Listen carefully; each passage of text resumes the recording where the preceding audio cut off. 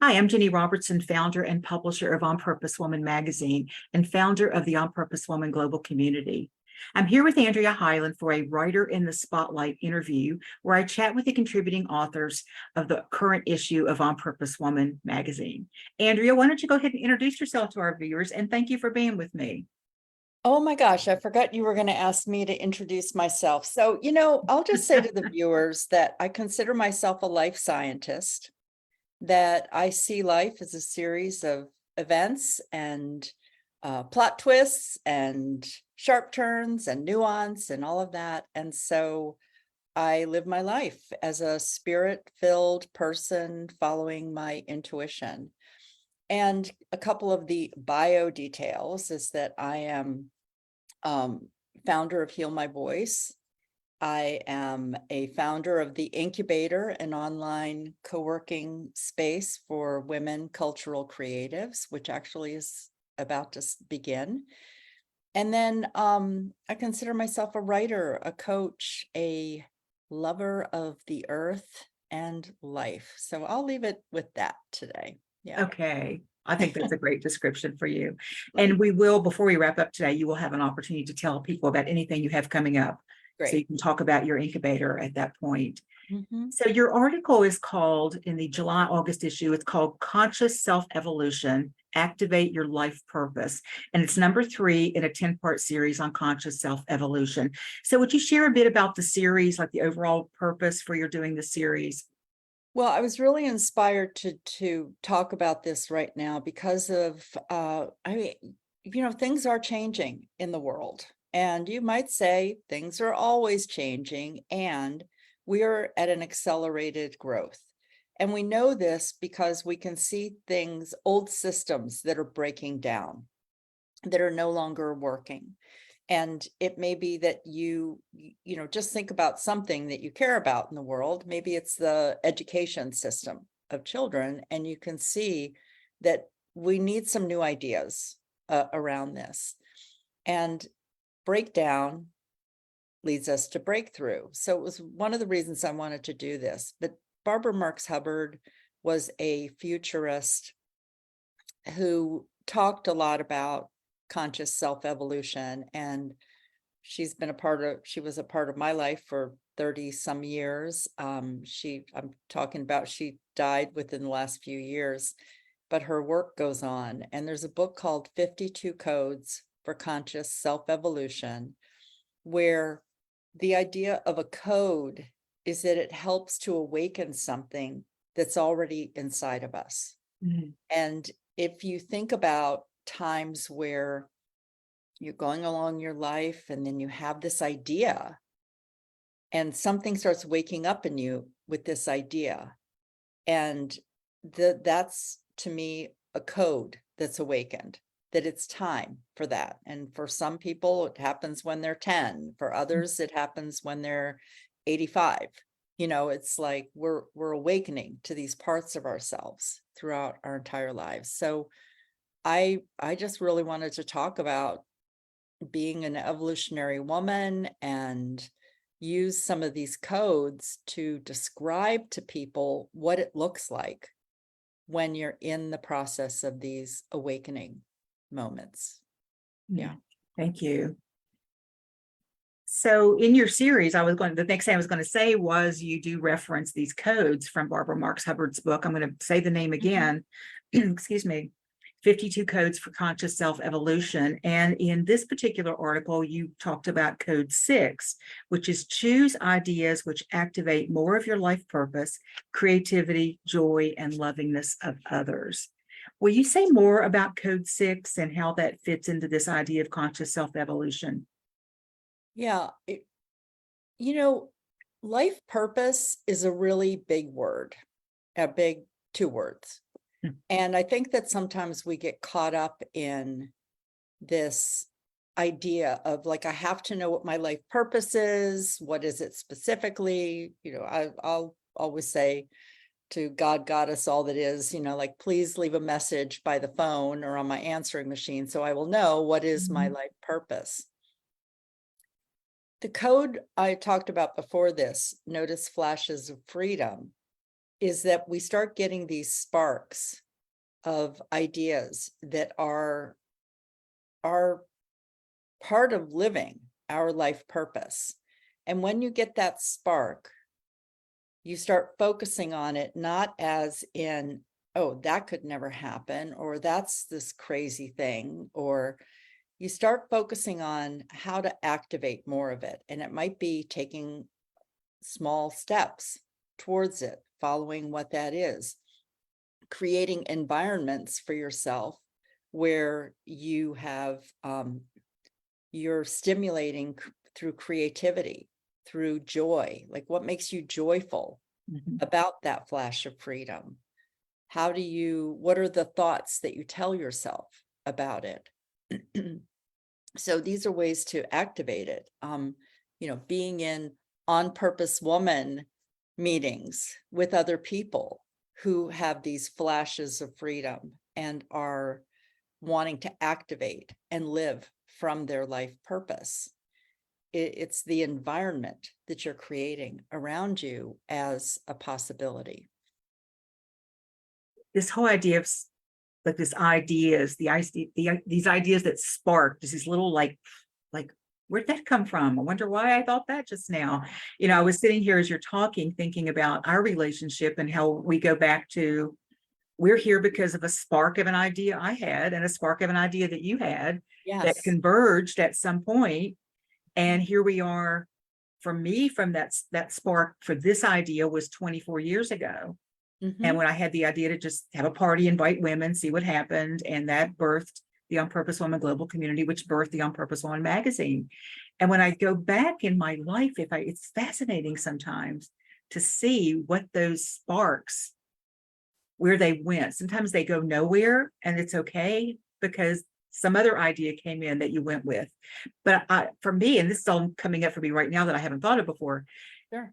It might be a good way for us to trust our sparks more if we just start to go, well, I'm here doing something I love right now because of a spark of an idea I had 24 years ago. Had no idea how to pull it off, no idea where it would go. I had no plan. I just did that one thing.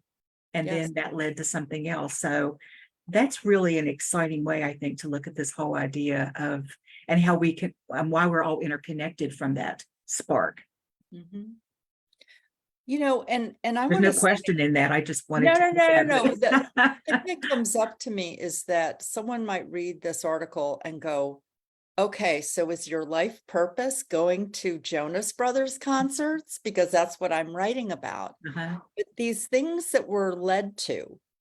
And for me, going to Jonas Brothers concerts with my daughter was something that progressed over a couple of years that then led to 45 concerts in 11 weeks, driving 24,000 miles. Sometimes the thing that needs to be activated in terms of our creativity and our joy, number one, it might seem crazy, but there has to be some level of it making sense. Like I loved road trips and would drive long distances with my daughters during the summertime or other times when they were homeschooling. The music of the Jonas Brothers really spoke to the teenager part in me that was not just following a boy band, but was following a boy band that had created the music in their basement, in the basement of their home with their dad and their uncle, and dreaming about a life. So there was this dreaming part. And the other thing that got really activated in me that summer was the power of social media. And I use social media in my business now. At that time, I didn't have an online business. I had started blogging, but I saw the power of Twitter when we were, people would tweet where they were meeting, where they were gathering, or, the ways of connecting to people, ways of meeting new people. I saw the power of a YouTube video, of having a group on Facebook. And part of it, I was seeing it through the eyes of the teenagers who I'm convinced we're born with an extra microchip that makes it so easy to use technology. Oh, the sun is coming in. I just noticed there's, this is the sun, y'all. Um, and so these things that we're led to, this flash of an idea, it can be the business that you're going to start, but it also can be the preparation for the business that you're going to be starting. And it can also be something about that time period freed me from seeing my life in just one way. It created opportunities to cultivate these creative ideas, like getting into town and going, I don't know that I have all the money I need for the tickets tonight.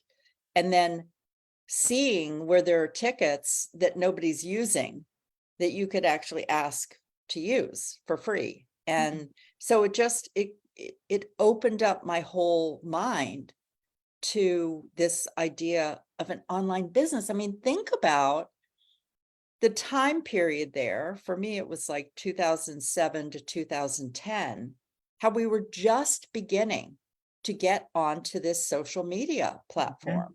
Yeah.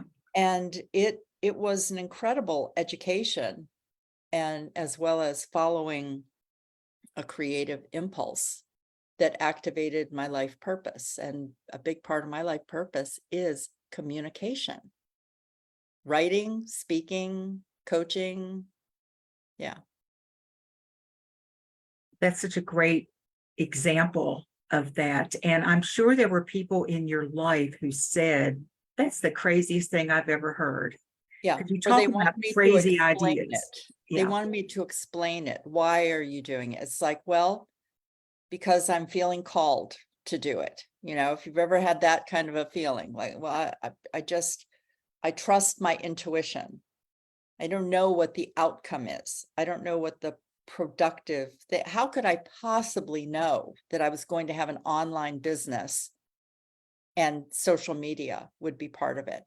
How could I know that I would be getting on Zoom? Right now I'm in Seattle and you're in Maryland. You know, it's like, how could we have known those things were going to happen?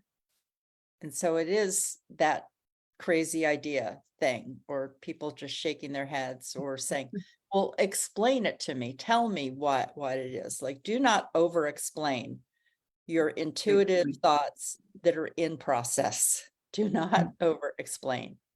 And maybe not even share them with people unless you know that all they're going to do is go, yay, let me know how I can support you. Right. Right. Yeah. Yeah. Yeah. Keep So me posted. crazy. Go ahead. No, or keep me posted. Keep me posted. There you go. That's a great answer. Because then that means it's neutral. That's like, Sweden, right? It's neutral. Switzerland. Right. Switzerland's the neutral country, right? It used to be at least. So when we tell ourselves that our ideas are crazy as well. So when we get this idea, I mean, I could have gotten this idea to have this party and then gone, oh, that's just really dumb. Who's going to come? And I'm going to do all this and blah, blah, blah. How do we know if an idea is true or not, or just a crazy idea that really is kind of a crazy idea? Well, How can we figure it out? the first thing I would say is really think about how this makes sense in your life. And, one example I used was the, road trips. Like, if somebody does not like road trips and you've got an idea to go to 45 concerts and drive 24,000 miles, then it is probably not the thing for you. It's like, there has to be some level of sense. So for you, when you got the idea to gather people together, that goes back to your childhood of gathering people together. Like, throughout your life, you had been someone who, like, it made sense to do that. It made sense that there was something awakening in you where you wanted to have conversations with women. There has to be some level of sense. So the number one thing I would say to people is, if you can't find a single marker in your life that this makes some sense, even though it seems like, whoa, could I really do that? You know, of course, you're going to be stretching into something, but it has to make sense in some way. There has to be some logical thing. I love music. I love singing with my daughters. As a teenager, I have so many memories of holding my transistor radio up to my ear or little plugged in and dancing in the backyard. You know, just there had to be something. And so there were things that did make sense. I think Yeah. asking that question also keeps us from just jumping on a bandwagon or listening to other people tell us what we should be doing or what we could be doing, or that shiny object thing. Oh, that sounds nice. That sounds good. Maybe I want to do that. But to actually sit with it and decide, does this really spark anything in me other than in my brain, in my head, right? In that Yeah. logical part that says, oh, maybe I could do that. Maybe I should do that. Mhm. I can make a lot of money doing that. But if there's Right. nothing to support that inside, you probably won't make a lot of money doing that. Right. Because it's not yours to do. Yeah. You have to love something about it, because anyone who's ever done something like climb a mountain, you have to have a real passion for climbing a mountain, because there are going to be times where you get blisters on your feet, or you're cold, or your body hurts. There's something that inner passion spurs you on, and that's where the creativity, the joy, the loving, loving it. There's got to be something that gets you up in the morning. Yeah. And that's how we can look at these people, especially these people who climb these just things that just make my legs want to buckle out from under me when I look at the pictures, how they can do that. Well, because it's theirs. It's theirs to do. And we all have to have something that's ours to do, because there's not enough of those things for all of us. If we were all climbing mountains, the mountains would be really messed up, right? Yeah. Yeah. And so we have to find our space there. Well, Andrea, before you wrap up, first, in the article, you share a few tips on what we can do at this stage of conscious evolution. Could you just share one of those right now with us? And then you can go to the magazine, everyone, and read the other tips and the rest of what Andrea has to say. She's got some great examples in there from her life about how to do this. The one that's kind of popping out, I'm looking at the list, is that the one about, okay, what did I just do?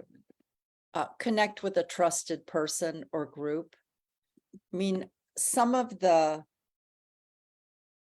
I'm going to call them bold choices that I've made in my life. And a bold choice can be just doing something in a different way from your friends or your family or something.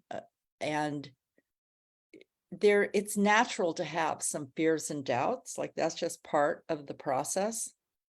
Kind of like the rock tumbler, you get in the rock tumbler once in a while. But I would say having support, someone who sees you. And I remember there was this point where my daughter and I were really low on funds. I had sold the house, but we hadn't gone to settlement yet. We were at like 32, 33 concerts or something. And I was staying with my family. And the voices of like, what are you doing? And this is crazy. And, all of that. And I remember having this impulse that, all right, this may seem extreme, but it was like, I have to go, because if I don't, like, I will just die here.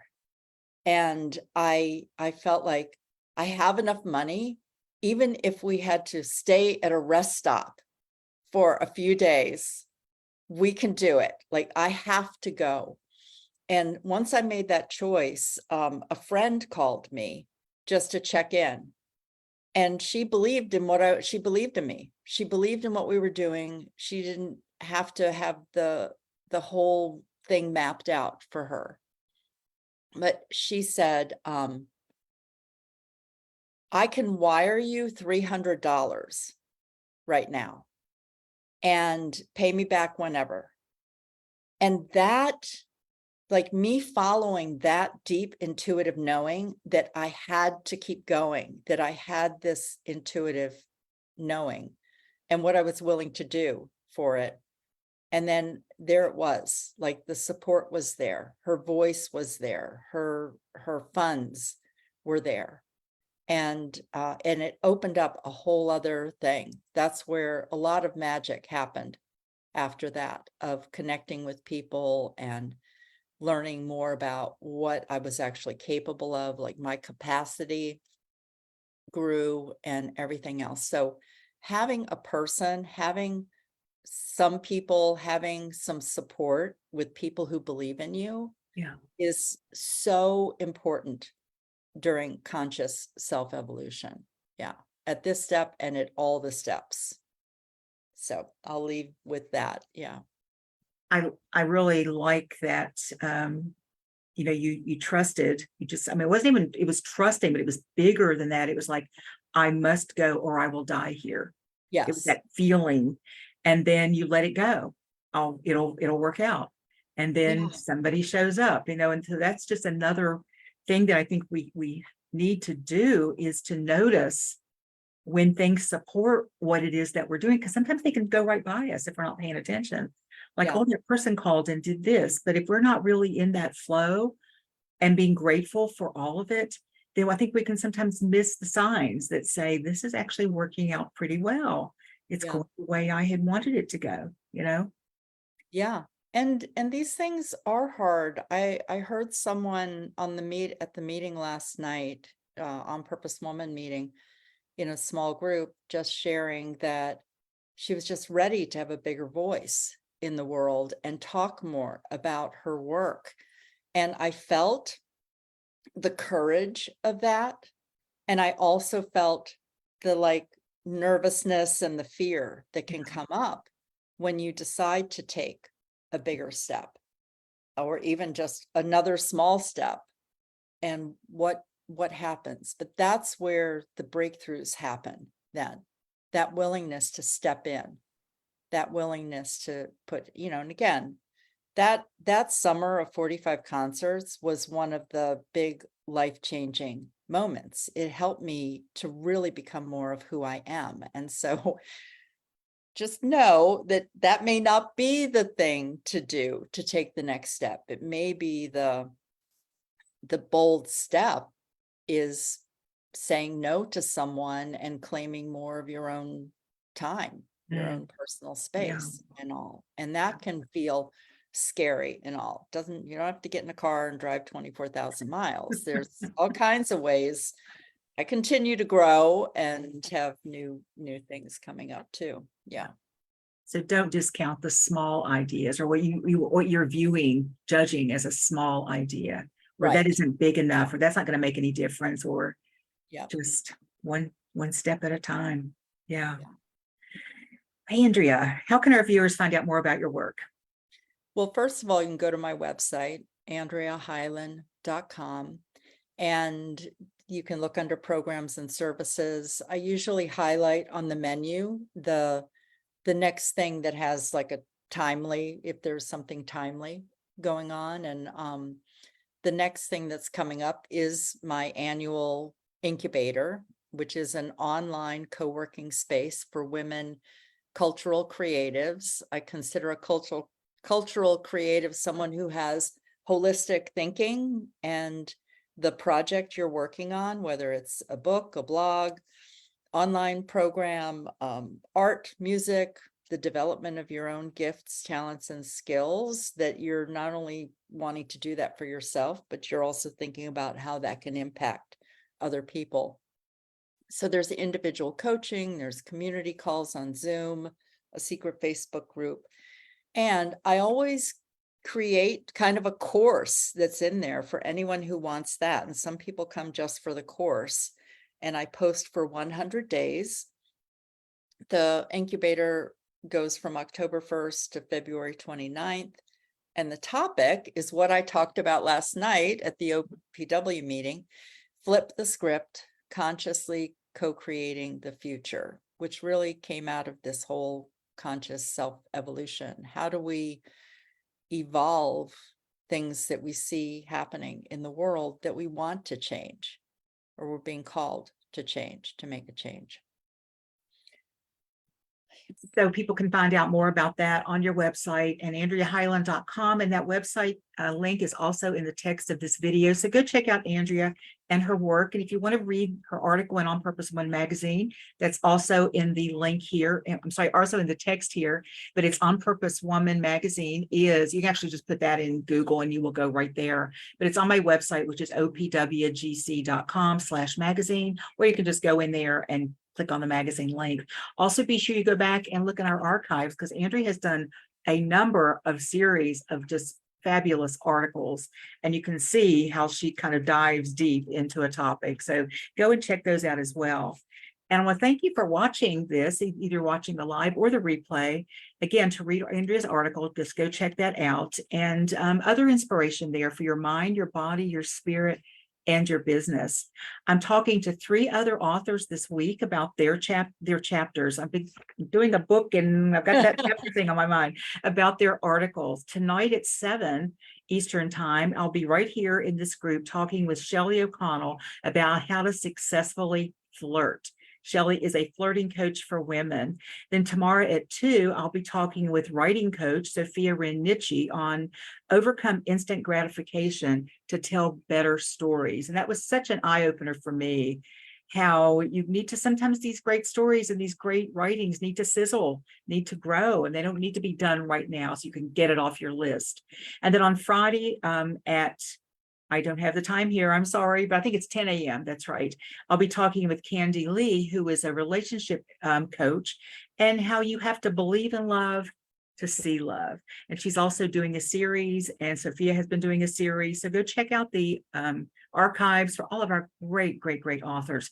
And thank you, Andrea, for being with me. And thank you to anyone who's watching this.